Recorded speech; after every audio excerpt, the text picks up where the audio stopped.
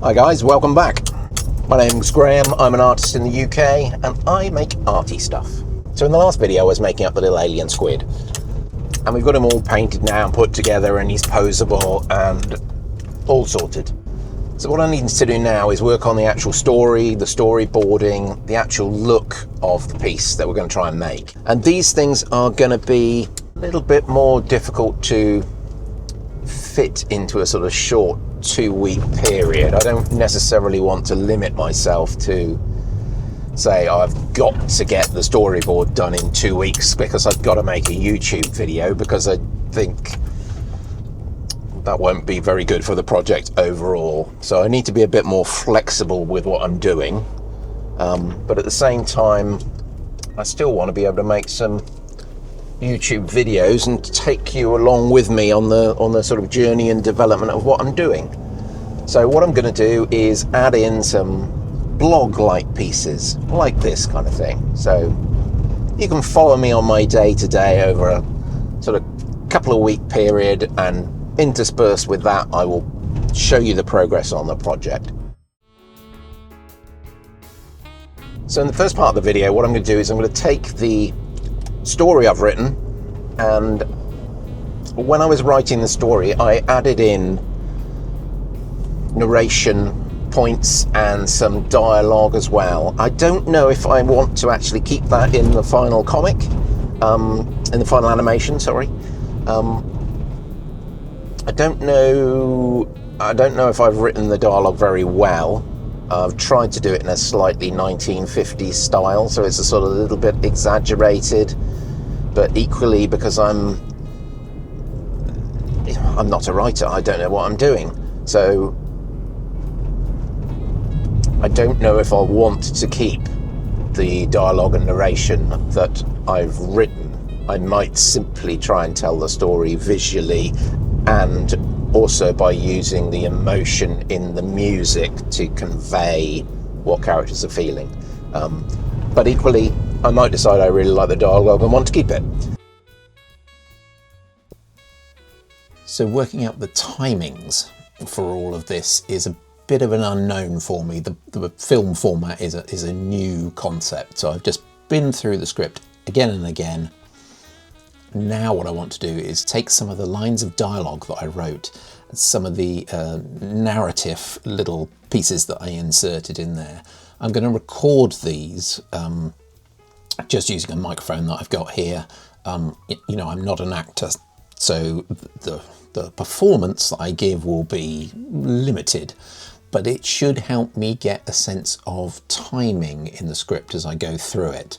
This is going to help me, I think, with setting up the shots, getting a feel of pacing in the storytelling. Even if I don't keep the dialogue in there, if I want the characters to emote certain feelings and try and communicate with each other, if I've got the dialogue in there, I feel that that will help me get the timings. I can then listen to the dialogue myself and then animate the scenes in a way that feels like there is this level of communication going on, even if it's not actually being said out loud in the final film.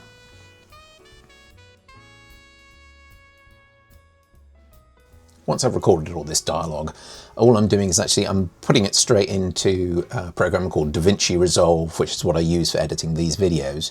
And that's actually where I'm going to build the whole storyboard, which I'll tell you about in a minute.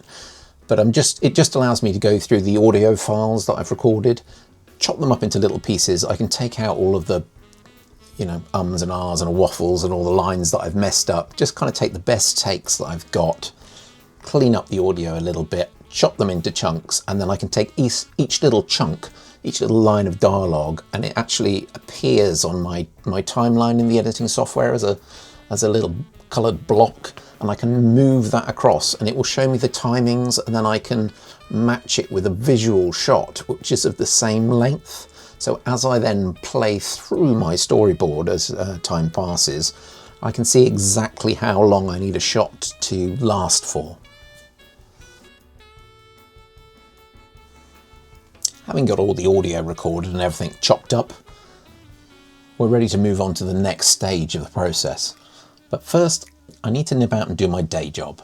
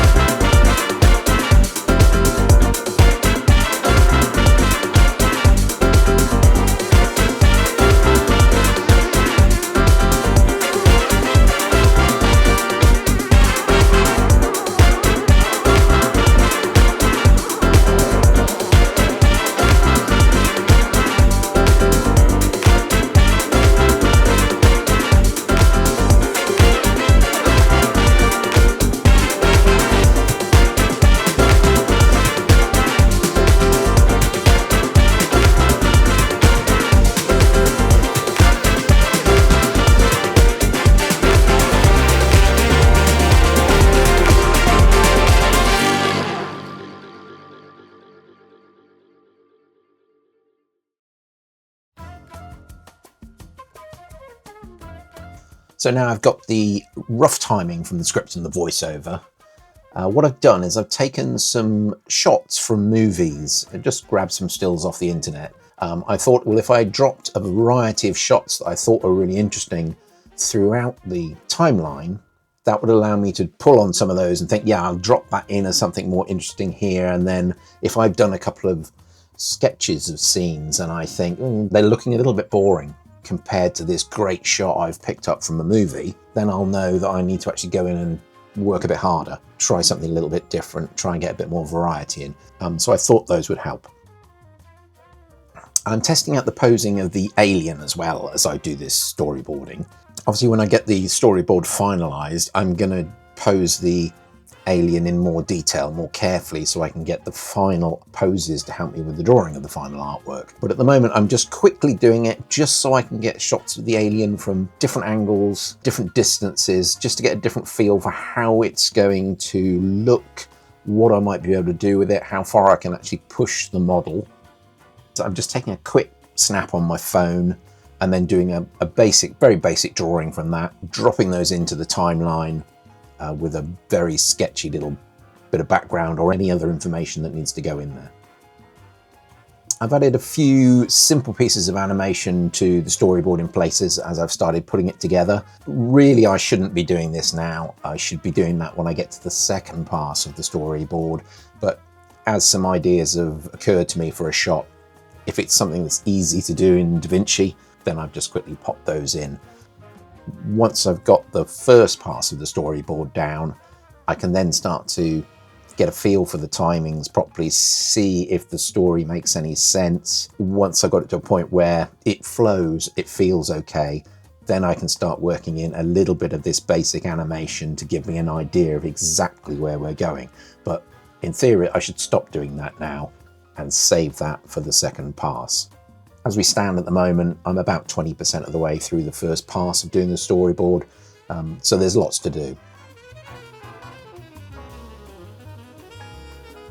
For the look of the animation, what I've done is I've started by taking a photograph of the alien. I've then drawn a main outline of that, so the kind of what in the comic world you would call inking. So that's your black outline to everything. And I want this to be very comic-like, very graphic. This initial one I've done in Procreate. So that's a piece of software you've probably seen me using before on the iPad. And it is a pixel-based piece of artwork. So what that means is when we zoom in, we can see the pixels that the image is actually made up of. So you get down to tiny little squares.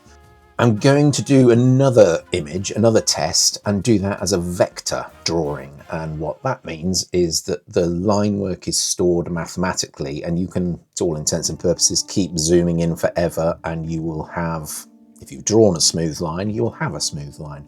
So the downside is, I think they might take me a little bit longer to draw them that way, just because of the way vectors work, but maybe not. The upside to using a vector is I can then zoom in on it. So if I've got a shot where we're looking over the shoulder of one of the aliens out into the distance and we're some way behind him, I can zoom all the way up, and although the line will get thicker as we zoom in, it will remain nice and smooth. We won't have a nasty blocky pixelated image. So that might be useful. Initially I thought the lines getting thicker might be a problem because to some extent in a comic book you wouldn't have them get that thick if you were looking over the shoulder of a character. The artist might draw them a little bit thicker, a little bit heavier, but not dramatically so, whereas if I draw the whole body of the alien and then we zoom in on his ear, it would be a very, very wide line we would see in the camera, as it were. But that might look interesting. So I need to do a vector test.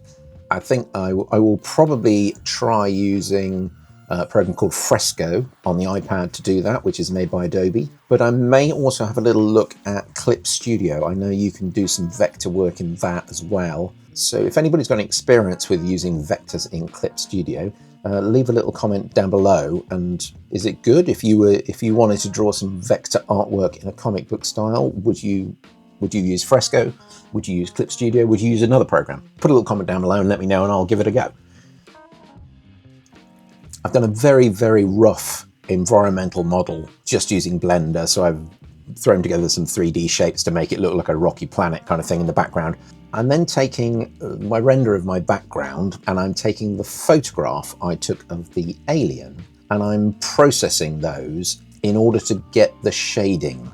What I've done is I've converted both of them to grayscale images. I'm then using Blender to process those grayscale images. What I'm actually doing is I'm converting them to halftone dots. In old-fashioned printing, if whether you had an old-fashioned newspaper or an old-fashioned comic, when you looked at it very, very closely, you would see that the image, the shading in particular, was made up of lots of little dots. These are called halftone dots, and I'm really interested in those. They are an element I want to try and play with and see what I can do.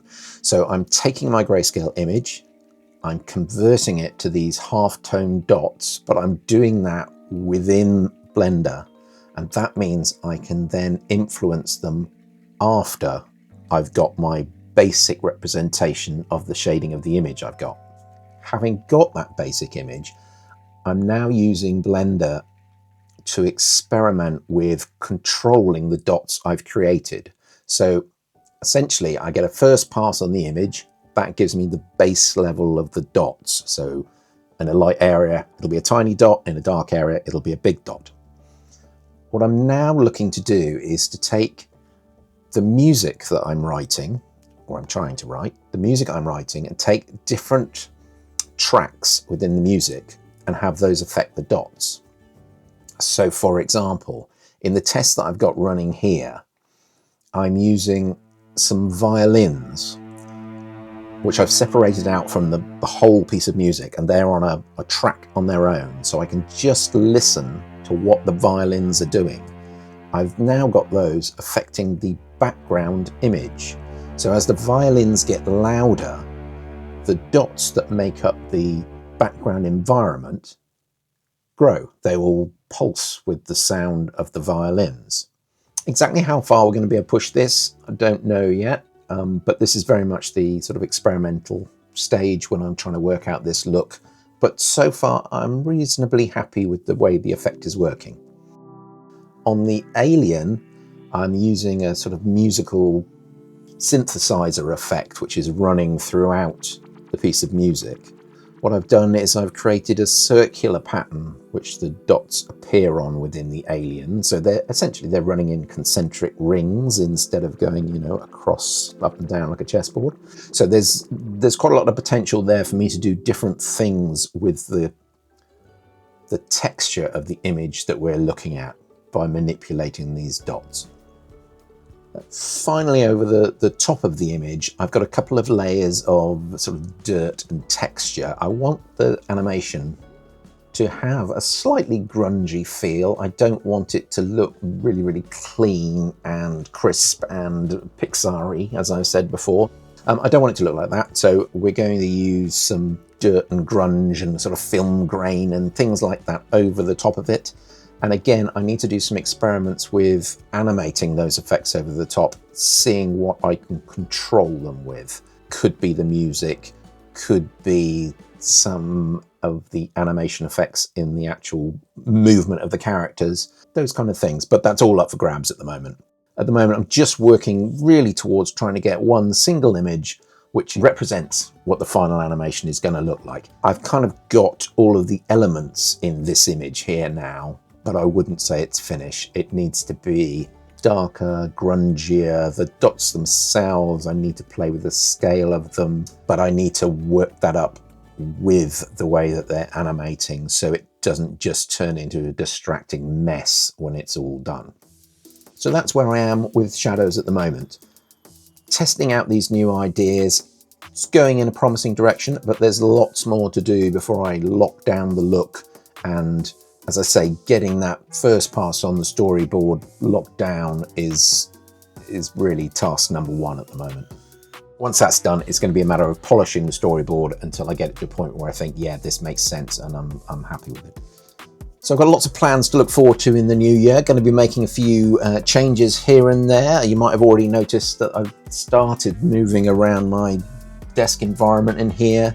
I want to get some new kit in. I'm going to make a few changes in life to give me some more time for these projects and the YouTube things. So don't forget to click like and subscribe and follow me on my adventures in 2026. Thanks for watching, and I'll see you in the next one.